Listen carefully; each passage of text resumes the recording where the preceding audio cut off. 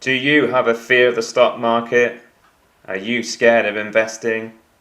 In this video we're going to talk about why people are scared of the stock market, why people are scared of investing. We're going to look at the facts and I'm going to show you the reality.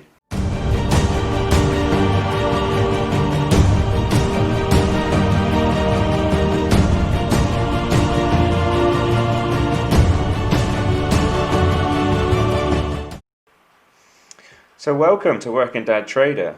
So what are the fears of the stock market and why are people not invested? According to Wealthify, 62% of British people are not invested in the stock market. So what's holding people back? Let's think about some of the fears. One, obviously, is losing money and being wrong. It's obviously the biggest fear. There is a fear of lack of knowledge and confidence. People don't know where to start. People find the stock market and investing intimidating. There's fancy jargon and words that people don't understand. And obviously people feel they don't have any money, so there's no way they could possibly get started in investing. So if we start with losing money, okay, so if we look at the historical chart for the S&P 500 for the last 90 years, and then we start thinking about if we put our money in the stock market, could we lose money? Are we going to be wrong? Well, over the long term, if you put your money in and just left it alone, then you clearly wouldn't be wrong. As you can see on the chart, from 90 years ago, the stock market for the S&P 500 was just over 250. And as you can see, over the 90 years, when we eventually end up to today, at current it's about 3,300 and a bit. So you can clearly see it's grown from 250 right up to 3,300 plus in the last 90 years. So in the long term, you wouldn't have lost money and you would not have been wrong. And if we look at that as a percentage, I mean, if we put our money into the S&P 500 90 years ago when it was just over 250, and we decided to cash it all out today, then that's a 1,200% plus increase on our money that we invested, which to me is fantastic. Obviously, it's over the 90 years, there's been ups and downs. That's just the way the stock market moves. There's always going to be times where the stock market will go down, which we call sometimes a bear market. A bear market is when the market drops over 20%. Since 1928, there have been roughly around 26 bear markets.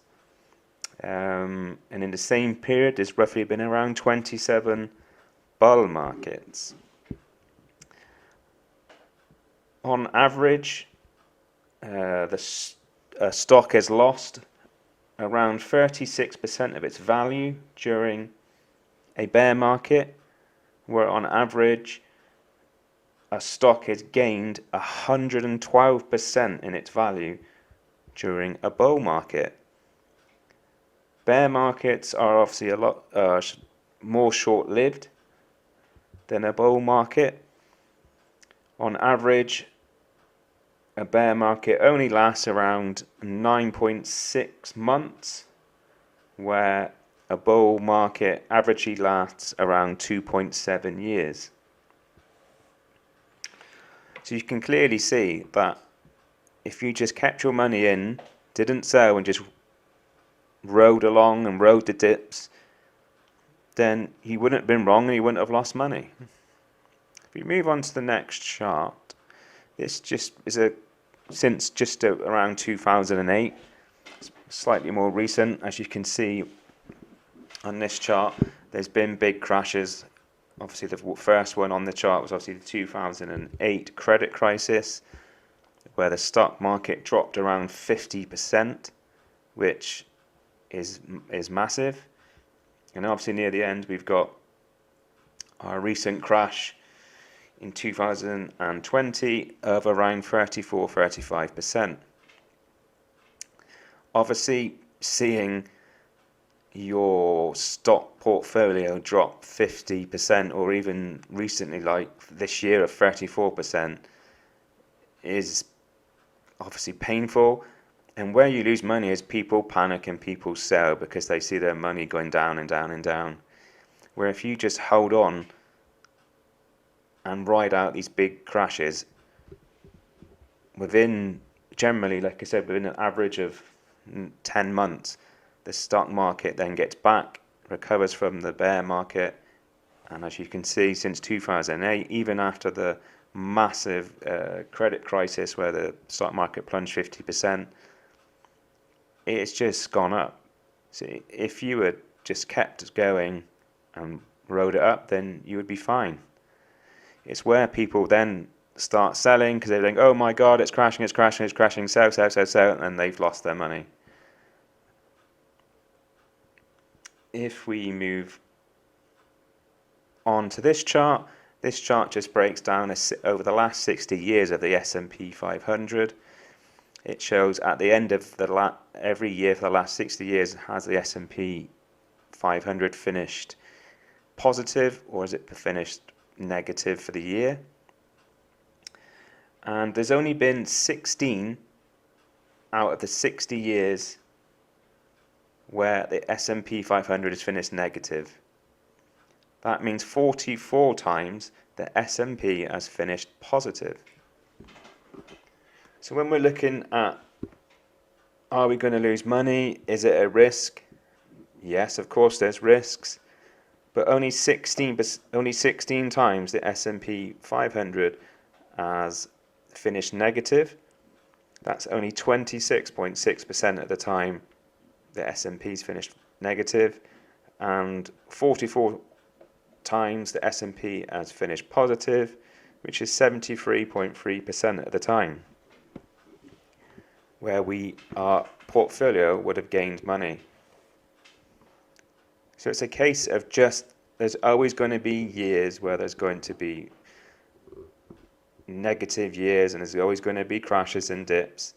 It's just, if you're a long-term investor and you leave your money and just keep investing over time, then your portfolio will go up.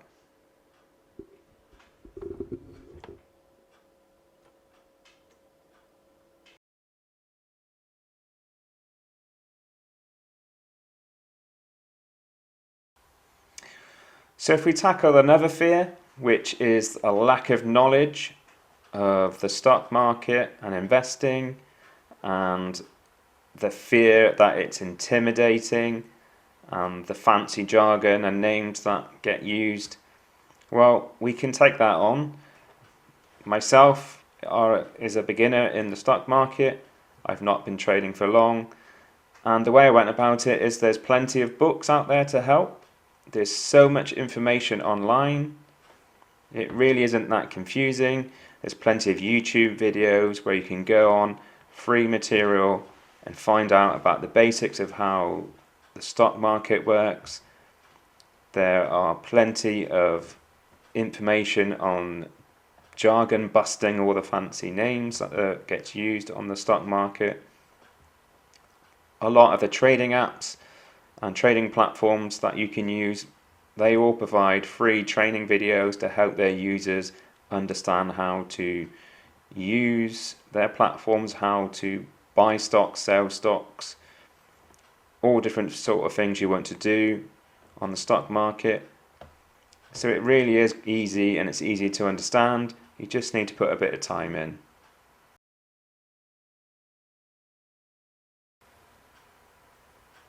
So the last fears we're going to tackle is you don't know how to start trading and you have a lack of money. So again, just like the lack of knowledge, most trading platforms will tell you in training videos of how you can get started on their platforms, how to use them, A good idea is also to try out some demo modes so you can get used to the platform, you can feel comfortable with it, which will also grow your confidence of how you can put a trade on, how you can sell a trade, all the different options, all the different features, how to look at the charts, etc. And get to feel comfortable with the charts in a demo mode using pretend money before you start putting your own money on. That's what I did for quite a while until I became comfortable with a platform that I liked. As far as lack of money, we can all start with very little. If you, for example, use the app, the trading platform that I use, which is Trading 212, you can start trading from just £1 to open an account and start trading. Again, you don't have to put in very much money, but we can all look at our own personal circumstances, and even if it's just you put in £20 a month on a direct debit or a standing order into a trading platform like Trading 212, and you just put that into a ETF or an index tracker of the S&P 500. Very simple ways to just invest into the stock market at really low levels, but it's a start, and it's amazing how over so long you'll see that just £20 a month build up into something over a period of time. Also with Trading 212, if you use the link below that I'm going to put, you can get a free share up to £100 you use my link, and we both get a free share, which is also helpful. I mean, who doesn't want a free share and free money? So again, that will help if you're on a low budget, and a good way of getting started. So I hope going through all of this has put people's fears to rest. It is generally about going out there and just trying to find the information, which is plentiful on the internet. Again, people fear of losing money. It's only when you make rash decisions like selling, when the stock market starts plummeting. If you're a long-term investor and you hold the stock market for many years, like that's my plan, is holding in the stock market for 10, 20 years until at least I retire, then eventually the stock, as I've proven in the charts, will go up. And again, it's very easy to start trading in the stock market. There are plenty of other platforms out there you can use, but I just found Trading 212 the easiest and the most cost effective. Okay, thank you very much for watching, and I hope you enjoyed it, and I hope you gained something from this, and I hope to see you in the next video.